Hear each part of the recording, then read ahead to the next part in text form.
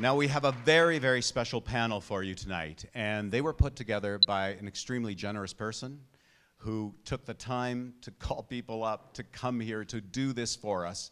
And he's an extraordinary person. He's a person who's been at the center of innovation in this country for many years. He was voted, let me make sure I don't get this wrong, one of Canada's 50 most powerful business people by Canadian Business last year. And in 2012, he was named the most influential innovator in Canada by the Financial Post. I'm talking about the current managing director of Facebook in Canada, the man who is the global head of vertical strategy for Facebook. I have no idea what that means, but it does sound very impressive. And he's brought together a terrific panel, which I will allow him to introduce. I'm talking about an individual called Jordan Banks. And Jordan has brought together a group of people who are going to be talking about their eureka moments. Now, there will be a chance after the panel to ask questions. There is a mic up here. There's a mic down here. And please, oh, over there, okay. Thanks, Greg. And please come, ask questions, engage in this process. But first of all, please give a very, very, very warm round of applause for the person who took the trouble and put together such a great group of people, Jordan Banks. I appreciate that. Thanks. I'll follow you guys up. Thank you, Anthony. And what a real pleasure it is. When I was first called and asked to participate, it was like a quick, really quick yes. I am a very proud member of the Board of Governors of the University of Waterloo. I come here annually and I'm an avid fan of the festival. I'm in technology, so I have a huge degree of appreciation for the innovation that occurs in this Stratford Waterloo corridor. And here I am sharing the stage with, three good friends and great Canadians, so it doesn't get much better than that. And thank you for your attendance. What we're hoping to do over the course of the next 45 minutes or so is take this philosophy, this thought, this concept of eureka moments and poke it and prod it and dissect it and maybe reverse engineer it and give you a sense from the minds and the lives and the experiences of our panelists of what it has meant for them, the implications and the ramifications and some of their thoughts. And as Anthony alluded to, we really want to make this interactive at the tail end of this by introducing a Q&A. And so very quickly, I'm going to make some introductions and then we're going to get right into the heat of it. So this is my friend Heather Moyes. Heather is a three-time Olympic participant, a two-time Olympic gold medalist. She carried the flag for our great country at the closing ceremonies of the past Olympics. And I would argue she is one of Canada's greatest athletes, period, full stop. And so a real pleasure to have her here.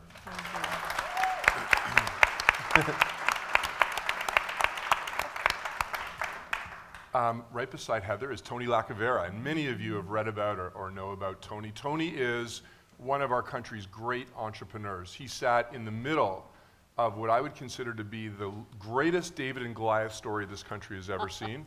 And I'm proud to announce, and I think he would agree, that he has emerged somewhat victorious, is on the road to victory, as the fourth player in our carrier wars in Canada, and has done a phenomenal job shepherding not only Win Mobile, which was the company he founded, but Global Live Communications. And in addition to being an incredible entrepreneur, Tony is a phenomenal philanthropist through a foundation that he started called Shamba. So welcome, Tony. Thank you, Jordan. Thank you. And then we have Susan Ormiston. And Susan usually, I'm sure, appears in your lives through a large screen on your walls. Susan is such a tremendous correspondent on CBC. To see her work, whether it is in with some of the most important people in the world or some of the most war-torn territories in the world, she has the ability to bring the news in a way that is objective, it is compassionate, and is incredibly humane, and is a great testament to some of the amazing work done out of the CBC. And not only that, she's a wonderful mom and a really good friend, and so really nice to have you with us, Susan. Thank you. So let's start talking about this thing, a eureka moment. And I'm going to start with you, Heather, because I think most people that end up going to the Olympics might not necessarily have that eureka moment because they train from the earliest of ages with one thing in mind, and that is to make the Olympics. But I think your story is totally different. And so why don't you give us a sense of what that looked like and what the road was and what that moment looked like when you said, wow, Olympics is a possibility. Yeah. So when I go and I do I'm very fortunate to be able to go and do motivational speaking now all across the country. And I often, the very beginning, I talk about how my story is very different from most of the other Olympians to whom you could invite to speak. And that's because I did not grow up dreaming to be an Olympian. I grew up in PEI. Proud Maritimer. Kind of answers it all there, doesn't it? No, but when you grow up in a place where there aren't people training around you to represent your country, it's not that I ever consciously thought that I couldn't do it. It's just that it really never occurred to me. You know, those are TV people. You know, like Susan.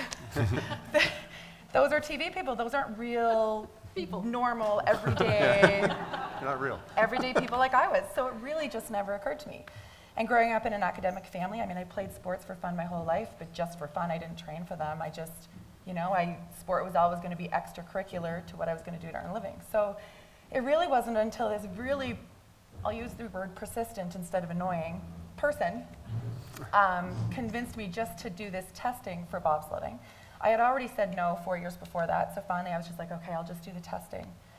And how old were you at this point in time? I was 27.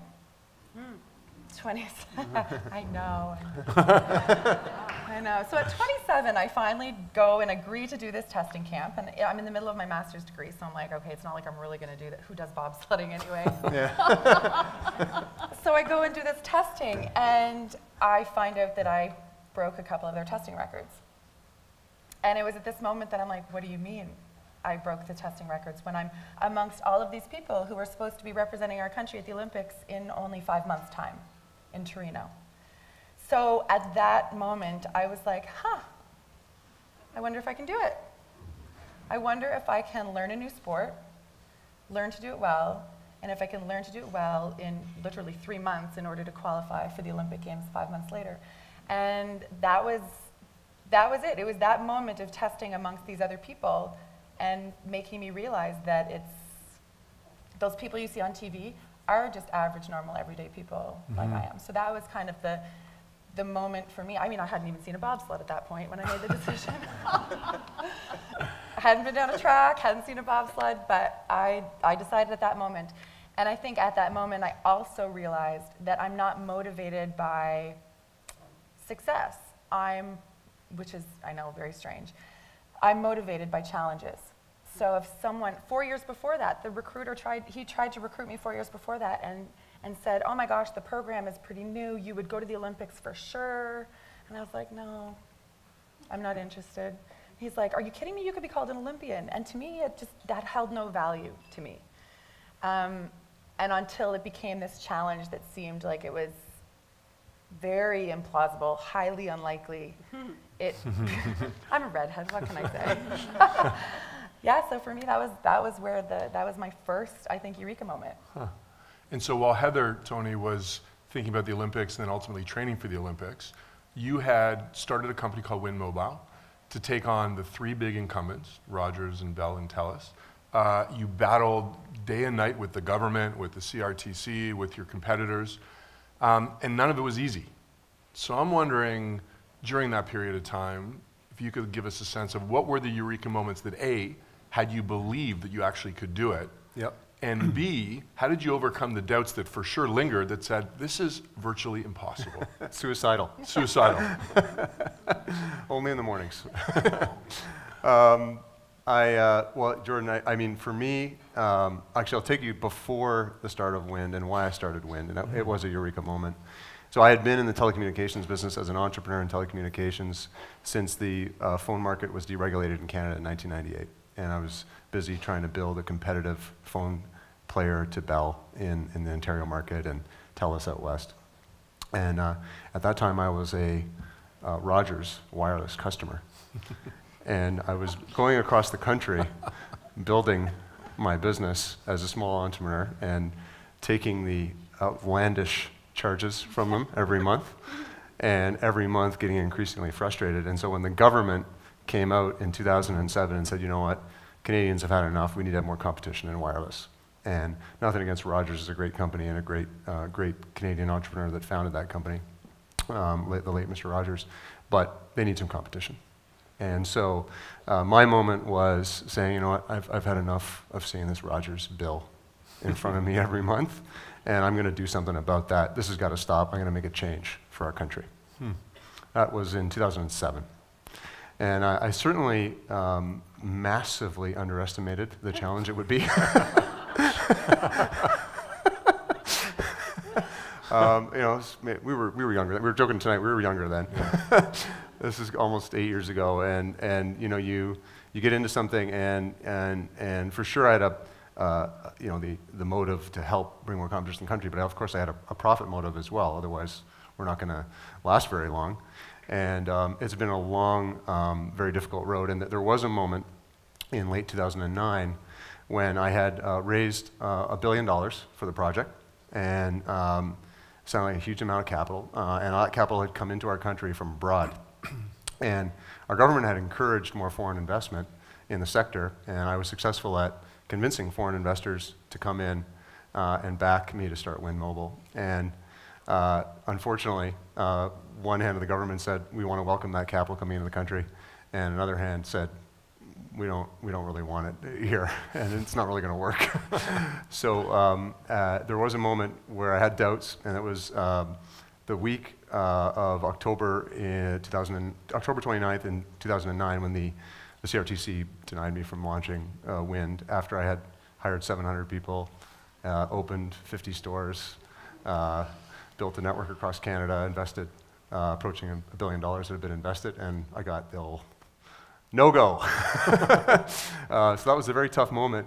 And you know, I guess for me, it was the only time in my life when I've been actually really so frustrated with our country and with Canada and like in the bureaucracy of it, that I was like, I was closest I've ever been to my life to saying, you know what, screw this, I gotta move on from elsewhere. And I think it was truly my dad who was kind enough to join me tonight, and I spoke to that night, and I remember it, and I thought of him for this, to bring him to this event because I wanted him to hear this. He was the one who said, you know, it was my darkest moment, and he said, you know, you've got to just have a beer and look up, keep your head up, and you'll get through it. And so I've always approached every challenge that way since then, just that simply. Let's just sit down and and we'll get through it. Interesting. And Susan, you, from the outside at least, have lived this incredibly amazing life as a correspondent, whether it's what happened in Tahrir Square in Egypt, or the World Cup in Brazil, or the Canadian presence in Afghanistan. You have been the face and the voice that's brought some sense to it to a vast majority of the Canadian population. Did you always dream of doing that? And if you did, at what point did you say to yourself, not only can I do that, but I could go toe-to-toe with Karzai or Clinton and feel pretty good about it? Well, Putin's on my schedule right now. But he won't talk to me yet. Good question, good segue. You know, I had the advantage of thinking about a eureka moment. What is that? Lots of eureka moments, I hope, in all of your lives. But I think for me, on that vein, was back 20 years ago in 1994. And for me, the eureka moment was in a hotel ballroom in Johannesburg, in South Africa. Because I had landed in South Africa 3 weeks prior, and the day I landed, there was a bomb in the airport. Next couple of days, there was another bomb in the townships. And after that, the violence in South Africa in that year, the year of the election, ended. So 3 weeks on, here I was in this ballroom, and what I remember about it was that the people in this ballroom were not used to hotel ballrooms. It was mostly a black audience, and most of them in the room, about 250 only in this room, were about to become the government. The first government ever in South Africa of the majority of its citizens, black citizens. They had just voted in the historical election that we all know about to elect Nelson Mandela. And he was about 15 feet from me on a stage like this, a little bigger, and he was surrounded by people who a month ago did not have a vote. And I thought, this is extraordinary. There's no political system here. There's no spin doctors. There's no multi-million-dollar campaigns. There's no negative campaigning. It's just the power of evolution and revolution that they were able to push that government out. And I'm standing there watching it. And I thought, wow, this is like cocaine. Front lines of history, watching this man, whom I think some of you may have seen the iconic image. It was the day that he got on that stage in the beautiful, iconic African shirt and danced and smiled and danced. And that was replayed all over the world. And for that moment, I thought, I want to do this. And not only I want to do this, Jordan, but this is what I was meant to do. Not be so privileged to witness these kinds of events, but to go out and see people, see their joy, their celebration, their sorrow, their fear, their anguish, their desperation, translate those emotions and bring them back to Canadians so that they can make sense of their world. And that's what I set out to do. And I said, that is my moment. I want to do this. And it's not always easy, as we all know. Eureka moments, I think, for me, are the things that you always knew were there, but may have been covered up, smothered, boarded over, and paralyzed by fear. And for that moment, a eureka moment is about giving it oxygen, saying, aha, that's there. I can reach for that. I want to do that. And that to me was the best description of a eureka moment. And Tony, you spend a fair bit of time with an emerging class of entrepreneurs. And these really are incredibly bright kids. Lots of them go to University of Waterloo. Lots of them have been funded through capital in this corridor. What do you think the difference is between a eureka moment when some brilliant 19-year-old woman says, I can do this and I can serve a billion people, and a delusional moment when she says the same thing and there's no chance it's going to happen? Well, anytime someone walks in and says, I want to start a wireless carrier, I say it's a delusional moment. I love working with young entrepreneurs, and Jordan, you know that about me. I love it because I think that there's often truly in their minds a blank sheet of paper. And so, and I think when we think about eureka moments, I think they can mean a lot of different things to a lot of different people, and there's infinite shades on the spectrum there of what that could mean. And I find always I learn something. Every time I encounter a young entrepreneur, I always learn something from them about what they see, how they see the world, and where they see the world can go. And it's, for me, exhilarating to see someone 19 or 20 or 21 years old believing that they can change the world, believing that they can have such a tremendous impact on our world that a billion people could be served by this. Often their timelines are a little bit shorter than realistic, and often the capital that they think they need is smaller, and all those things are true, but there's still that kernel and that energy that's so positive about change and about positive change, and I love being around it. Right, and one of the memes that has been going around for the last decade has been that when these great young Canadian entrepreneurs think about what is possible, they think too small. The proverbial, they're missing a zero. They're thinking about North America, not the globe. Do you see that? And if you do see it, is it getting better or is it getting worse? I think we're in a very interesting moment in time when the Waterloo corridor, this part of Southern Ontario and through Toronto, is now a place where people are thinking big again.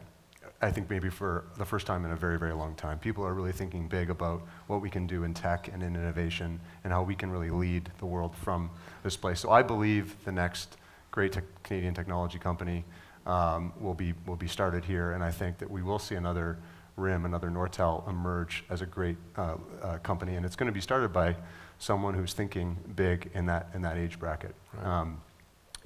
I always talk to them about time, and that was kind of my first eureka moment in my life. Was when I realized how I was, as a kid, nerdy engineer type kid. Science was my thing, and I loved to read about, of course, space and being an astronaut and all that kind of stuff, dreamed of that. And I remember learning that the world was about 4 billion years old. And I was around 10 years old, and I started to calculate, okay, well, my life is about 80 years. So I had just learned how to divide 80 over 4 billion and do a percentage.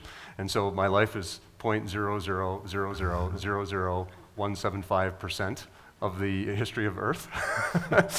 And so I did that calc early in life, and it really gave me an appreciation for how much your time is valuable to you. And it's been a thread throughout my whole life. That was probably my first eureka moment, and I share that with young entrepreneurs all the time. Like, seize the day. Yeah, unit of time, the most valuable piece of currency. When you think about elite athletics, there's a common school of thought that says it's 10% physical and 90% mental.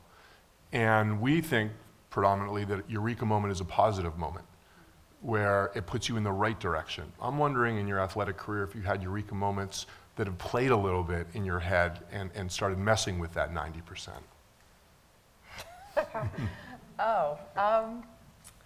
Messing with the mental side? Yeah. Yeah, sure. I think that until you get to that elite moment, it's 90% physical, 10% mental. Like when you're growing up as kids, there's such huge different physical, you're all growing at different rates and everything, and I really do think that it's based on natural athletic ability, and some people have it, some people need to work a little harder at it, and so I think it's 90% physical, 10% mental. Okay. When you get to the elite level, you're at an elite level, and that mental part then becomes the 90%, and that's where it makes a huge difference, and that's why you see people, you're like, where did that person come out of nowhere at the Olympic Games? Well, they didn't. Everyone else just crumbled under the pressure, so it really has to do with that mental game. And yeah, mental part for me, I think, was, I really don't know if this is a eureka moment or not, but I think because I didn't grow up dreaming about going to the Olympics, I wasn't as compliant with a lot of the things that were happening. Right. The protocols? Yeah, a lot of that stuff. Right.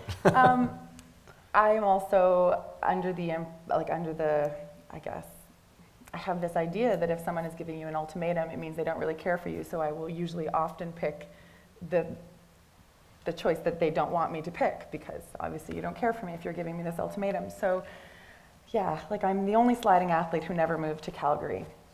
And the coaches thought I wasn't taking it seriously because they have this multi-million-dollar ice house, push training facility. And so I just said, well, I would rather train in a less stressful environment, because the politics, the small p politics and the behind the scenes stuff is not something that I feel that I should subject myself to on a daily basis. So I pushed cars for training. Instead of pushing in the ice house, I just pushed vehicles. A Chevy Malibu is a lot lighter than a Odyssey minivan, in case you're wanting to push out of the snow, just to let you know that. But I think part of it is that the realization, that eureka moment, I guess, that some things aren't worth sacrificing your mental well-being for something else. And I guess I did have that benefit of this not being like a lifelong goal of mine, where you kind of get to a point and you're like, no, I will deal with, I don't want to call it abuse because that's not really what it was, but all of this stress and mental craziness, because for me it was a more recent goal. So it wasn't like I was throwing away lifelong stuff. And it did get to a point where it was so bad, the manipulation that happens behind the scenes sometimes is just, you get to the point where I'm like, yes, I know I can help you succeed at the Olympics, but not this way. And it's not worth it for me. And I got to the point where I was just emotionally fatigued, and I was like, it's not worth it. And of course, it's a moment where you're like, I was with my dad. He was visiting in Toronto, and we're driving, and I just broke down. I was like, and I don't break down easily. And I just said, it's not worth it. I'm not going back. And this was leading up to Vancouver. And I said, winning a medal is not worth this mental stress. And my dad said, oh, that's interesting. I never really thought it was about the medals. I said, what do you mean? Because you get lost in all of this stuff. And he said, I always just thought that this whole experience, whatever happens in Vancouver, is just going to be the platform from which you can then go and inspire and motivate other people. And that's what he said. He said, I don't think you were put on, your purpose on this planet is not just to keep competing and competing. And that's when, like what Susan said, that's where I found out what my actual purpose is and what my passion is. So, yes, I am motivated by challenges, but my purpose for doing it and being able to deal with all of the stress and all of that stuff was ultimately so that I can now go, I now have a platform from which I can go and inspire and motivate other people to achieve things that they don't ultimately, or I guess innately, believe that they can do. Because I think we're all capable of way more than we give ourselves credit for. And so to be able to go and plant that little seed in people's minds, it's been amazing. So that was that other kind of eureka moment, figuring out what inspires me and through that mental stuff. Right. Thank you. Yes. So if you go back over, call it the last decade, and you were to take, the most prominent people you've interviewed or the most prominent places you've been, is there one interview that pops in your mind where you say a light bulb went on either in your mind or in the mind of the person that you interviewed that totally changed the course of that interview? Oh, gosh. Didn't expect that one. No, I didn't. No, these are all I didn't. fresh. Well, I've never had anybody walk out on me, although close.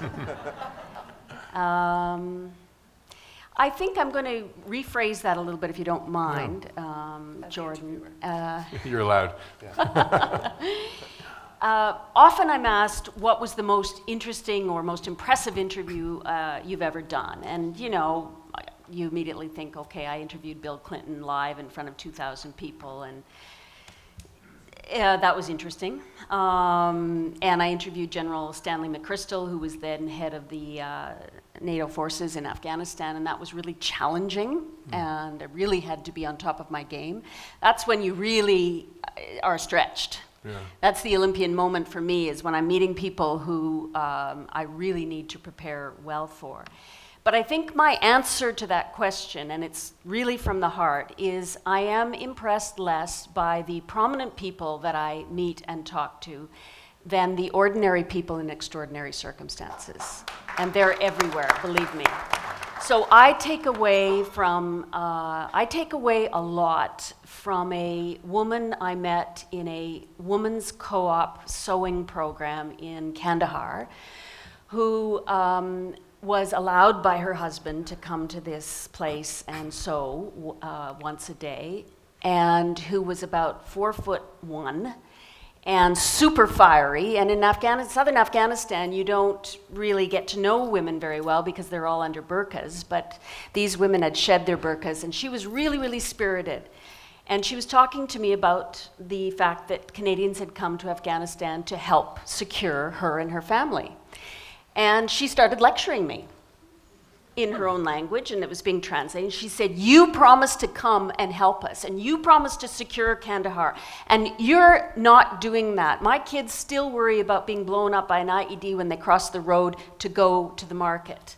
So what's with that, she was basically saying. And this little tiny Afghan woman, she's about 22. And I thought, wow, she's impressive. And I said to her, you know what? You should be running for president. It was during the elections. And she looked at me and she said, I would, but I'm illiterate. And for me, that was a eureka moment. That, to me, told the story of Afghanistan and why we were there. And this is not Pollyanna, why we were there. And then she followed up and she said, but you know what? My daughter is going to school now. And she was so proud. So I meet lots of people like that, Jordan, who leave me little nuggets that I'm so privileged to take away, and I learn so much from those people. So the big interviews are great. I just interviewed Garry Kasparov, the chess champion, about Russia. It was really fascinating and, told me lots, but it's those people who surprise me. The aha moments often are with people like that. Thank you for that. Go ahead, Claire. So assuming a eureka moment was something you could give somebody, so you each had the opportunity to gift a eureka moment to somebody in your field of work. So for you, Susan, I want you to stick to media. For you, you can stick to government or technology, and Heather, for you, it's athletics. Who would you gift it to, and why would you gift it to them? I don't know if I could say this. Heather, yeah, absolutely. All things. Entitled to be provocative. That's the purpose. So IOC, COC, fellow athletes, partners. Heather. I'm thinking. Okay. I'm thinking. Tony, you want me to start with you? Okay. You have it already? Yeah. I know, I don't. But I will. Just stretch this out roll into with the it. Q&A. Okay, I have one. Okay. Okay. I would, so I've had a lot of interaction with our government over the past 8 years, or actually 17 years, my whole career, but really a lot in the last 5-6 years. And I, at the federal level. And I have to say that I would say, nonpartisan issue or anything like that, all of them that I've met, I mean the bureaucracy and the ministers' offices, are actually everyone I've met, thoughtful, considerate, thorough people, and are genuinely, from what I can see, trying to do the right thing. What they need in the form of a eureka moment is an understanding of the real power and influence they have and what they may see as a small decision that can have enormous implications and ramifications for organizations like we're sitting with this evening or beyond across our country. And so I would like to have them truly, have to personalize that and feel it and see it, and not just see it on a spreadsheet, not just see it on a PowerPoint deck, and not just kind of be in Ottawa and far away from it, but feel it. Right. Interesting. Susan or Heather? I'm ready. Okay. I thought that's a really good question, It's because of who you are. It's really challenging, and I've thought about a lot of answers. I'd love to tell my bosses, and I'd love to tell the government to keep funding the CBC. It's worth it. It's worth going there. That I can't tell you what's going on if I'm not there. This idea of standing and repeating what I see on the internet is just not enough at all. But you know what? I'm gonna be a little more personal than that, because I think about the young people who are coming into my business now, especially at the CBC, who have endured 1,200 job cuts in the last 6 months, and often at the bottom. So they're saying, what chance do I have to do what you do? And what I would pass on to them in terms of a eureka moment is, first, find one, like have enough passion to have a eureka moment. And then secondly, more importantly, don't be afraid of failure. So very quick story on that. I got laid off once from a really great job, top of my game job. And it was one of those in your gut moments. I had a job in the morning, and at noon I didn't. And this wasn't like the cashier job I had in university. This was a good, great job. And that's a blow, a big blow. And to top it off, I was 4 months pregnant with my second child.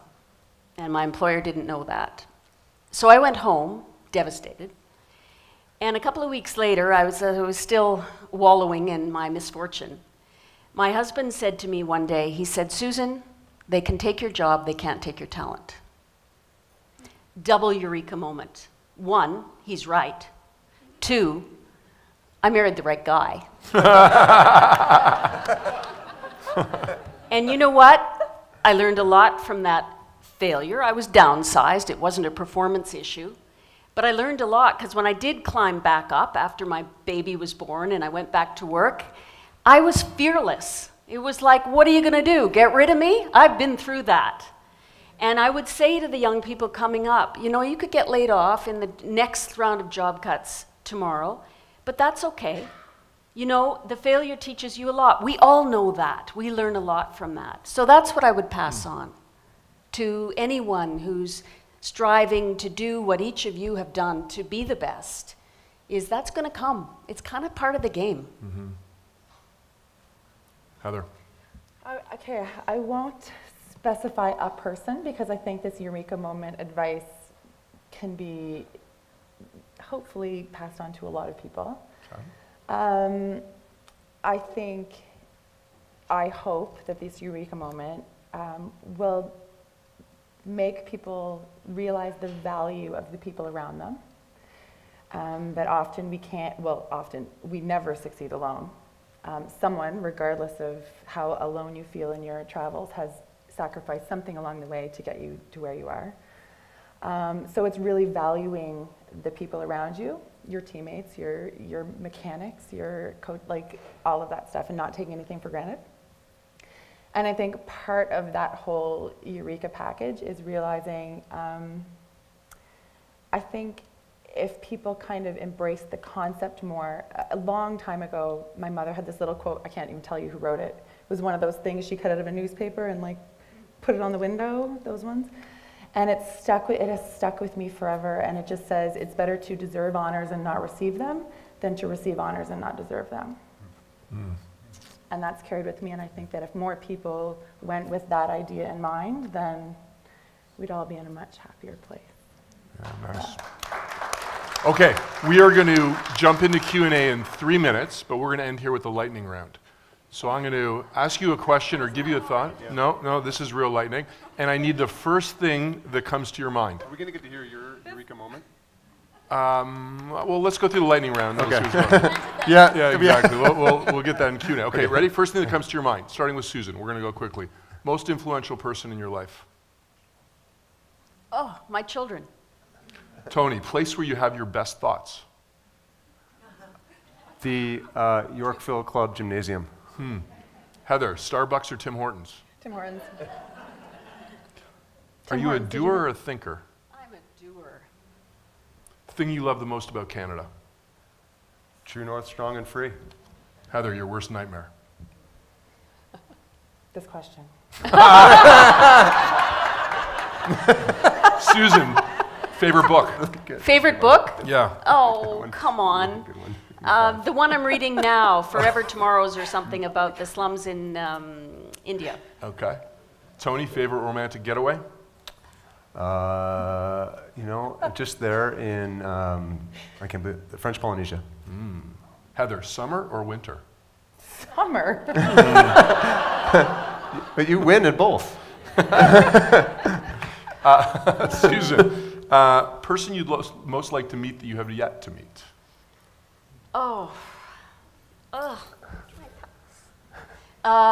Person I'd like to meet that I haven't met yet. I'm going to just some world leader that I haven't quite gotten to yet. Okay. Putin. Like I really want to be with this person. Someone who's not a leader yet. Yeah, maybe. Tony, Olympic gold medal or Academy Award? Oh.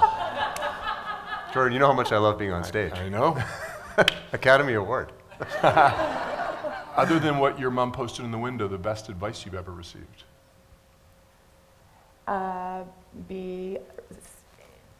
Stay authentic. Susan, Nobel Prize or Order of Canada? Order of Canada. I think I'm sort of out of the running of any politics as a broadcaster, given the current situation. Yeah. Tony, online version of a newspaper or the real thing? I still like the real thing. Heather, best way to relieve stress? Tackle somebody. Rugby. Susan, camping in a tent or a spa at the Four Seasons? Camping. I love camping. All right. And Tony, Shakespeare or Shakespeare? Shakespeare? Shakespeare. Thank you very much to our panelists.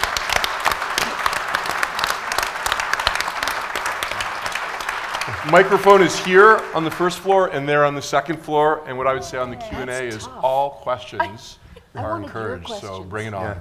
Yeah.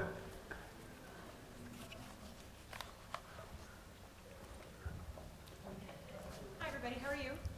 Good, thanks. So you've kind of alluded to it a little bit tonight, but you've had eureka moments at your best, right, that have been inspiring, but you've also had eureka moments when your gut was screaming at you that you were not in the right place. What was more powerful, the one that was inspiring or the one that told you to get the hell out of where you were? I'm going to say inspiring, only because in spite of what I said about failure stiffens the spine, you don't wish failure on anyone. So inspiring is super motivational. It keeps us going, and I think, everybody wants to see somebody who makes us stretch. My grandmother used to say, reach beyond your grasp, and that's the best thing I can think of. I think it's a choice. So I think you have to choose the positive to be more powerful.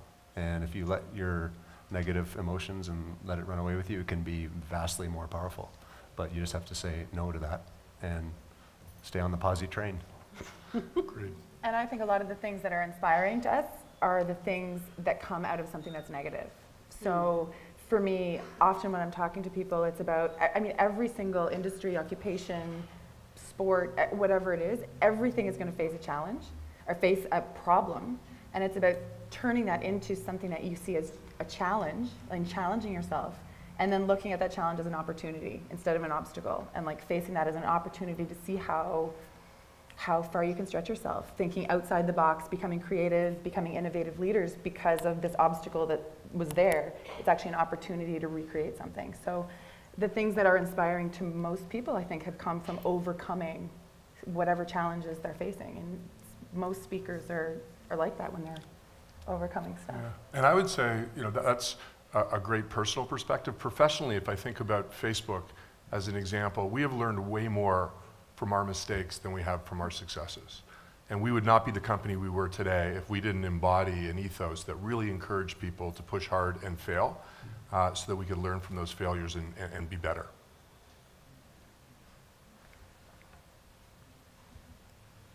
Come on, Stratford's not a shy town. No way. You can just shout it out. You We can. can hear you. You don't need to go to a mic. I've got a comment to make. As a senior and a father, a lot of you made comments to your father as being a very strong influence when things got very difficult. So I'd like to ask if your environment and your upbringing has been the major impact on your major decisions in your success. I'll say 100%. 100%. My parents, it's interesting, a lot of people ask if I used a sports psychologist, which a lot of athletes do, and I've never felt the need to do that. And not because I am by no means perfect, but my parents, or even my family, my brother and my sister, I think it's just the way in which we grew up, that environment, that sounding board, they are basically like my sports psychologists. They help me. They won't make any decision for me, which is really frustrating at times. And they'll just do the whole pros and cons list and give you a perspective and change things around and make you, and they're also the people who keep me grounded. Will be the first person, they'll be the first people who, if I seem to be, becoming too big for my britches, they'll be the first ones to tell me. And, I told them a long time ago, if that ever happens, they have full permission to pull me right down back to sleeping on the couch. So, whatever it takes. And it's amazing. The integrity and how you treat other people and, compassion, all of that stuff has come from my family. Yeah.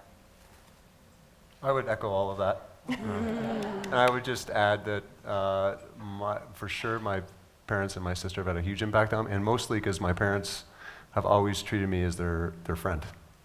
I felt like their friend, and they feel like my friend, and we've had a great, long friendship.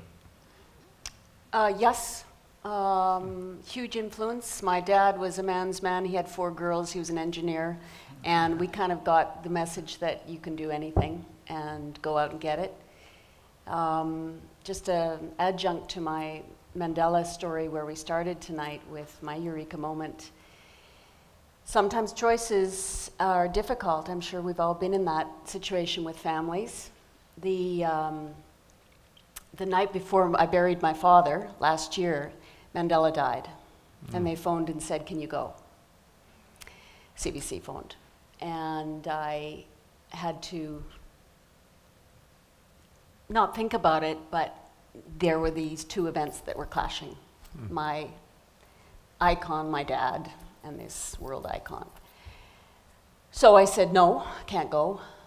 Can't go tomorrow, but I can go the day after. And I know my dad would have wanted me to do that, so that's what I did. And I would say I grew up with a single mom, and so she had an unbelievable influence on me for a variety of reasons, but the number one thing she showed me was she was a mother, a father, a friend, a hockey coach. She was a chauffeur. She was an inspiration. She was a nurse. She was unbelievable. And so she redefined at a very early age for me the art of the possible, because I really looked at her and I thought, if she can do that, anything is possible. And she's been a profound influence ever since then.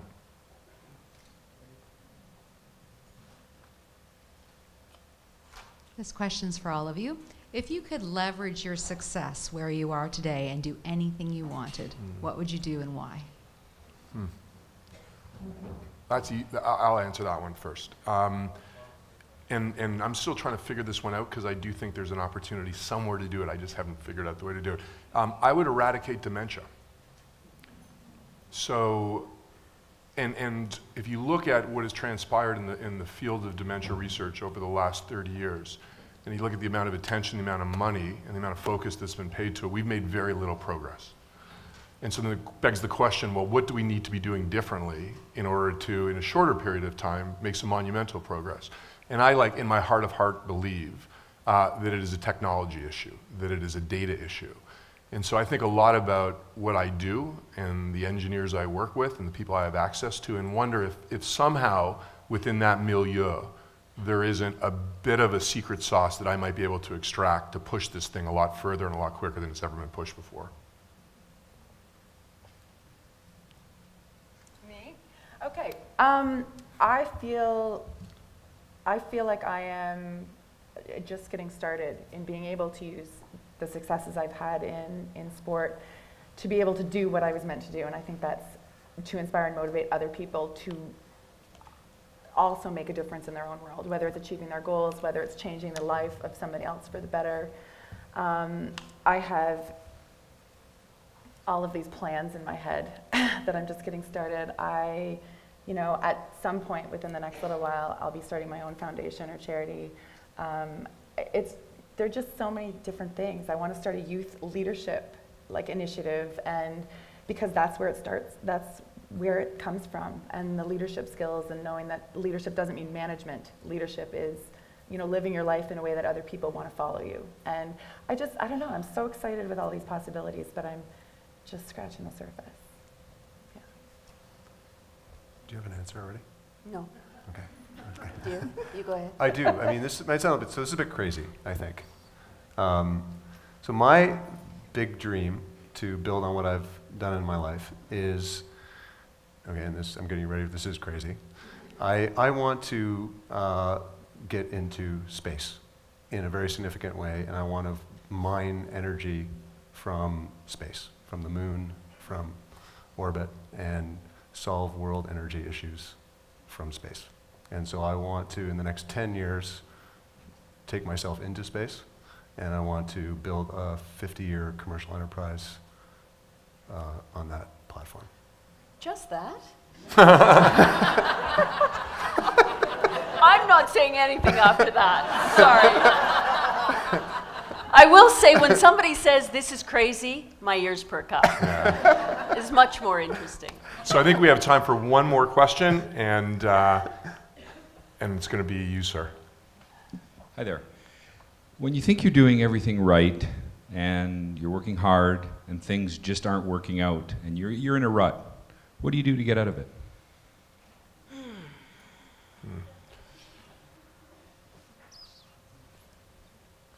Oh, we did. Susan? Susan? Yeah. Well, I probably shouldn't admit this. I do like the odd glass of wine. You say case of wine? No. Oh, sorry. It's kind of on the tip of my tongue, wasn't it? Yeah. You know what? I think wisdom is knowing you're in that spot. And then you don't have any other choice except to take another tack. The tricky part is sometimes we don't get it. We don't know the first thing, which we're in the rut, it's not working.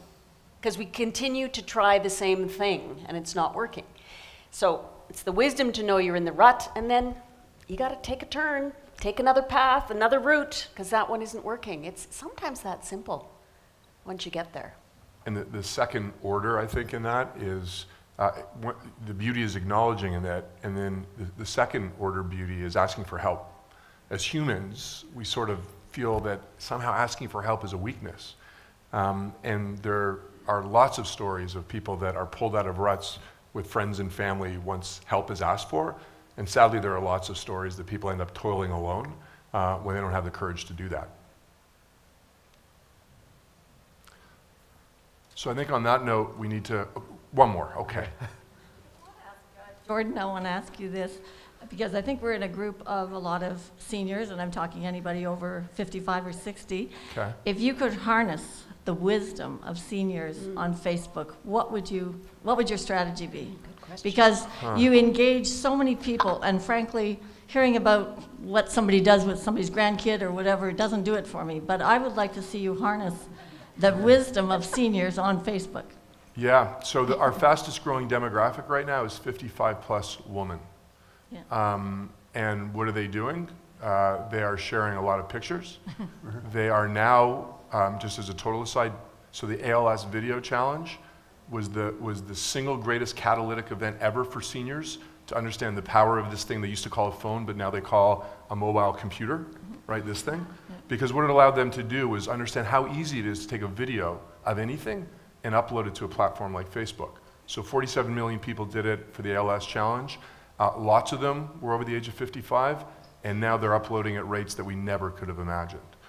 The real question that we grapple with, and we talk about this a lot, is, there's this concept of institutional knowledge in businesses, but we fundamentally believe there's a concept of institutional knowledge in people. So if you've lived 65 years, the experiences that you have had, there's great value in sharing those. We don't want to reinvent wheels if we don't have to. And so we talk a lot about Facebook as a platform that might be able to harness some of that institutional knowledge to make society way better. Thank you. You're welcome. Thank you for your time and for coming out tonight, and let's have fun dancing the night away. Enjoy.